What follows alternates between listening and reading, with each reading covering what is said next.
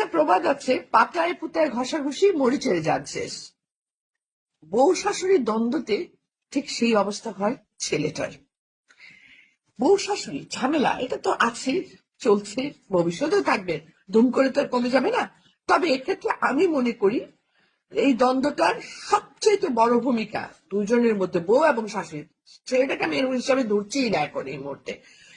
সবচেয়ে বড় হচ্ছে ভূমিকা রাখে 70% শাশুড়ি। হ্যাঁ, 30% কিছু কিছু বউ অবশ্যই ঝামেলা আছে, কিছু কিছু বউ একটু হলেও বেয়াদবি করে, কিছু কিছু বউ আছে। সেটা 30 কেন, আমি তো বলবো 20%ও হইতে পারে। বাট শাশুড়িরা ওরে বাপরে বাপ, বিনা যুদ্ধে রাহি দিব সুচাগ্র মেদিনী, আমার সংসার আমি ছাড়া দিব না। কিন্তু ওনারা ভুলে যান একটা কথা, যে এই সংসারটা কিন্তু ছেলে যখন বিয়ে দিচ্ছে এটা ছেলের সংসার। ওনার সংসার ওনার ছিল, কিন্তু যদি ছেলের সাথে থাকতো এটা ছেলের সংসার। আর ছেলের সাথে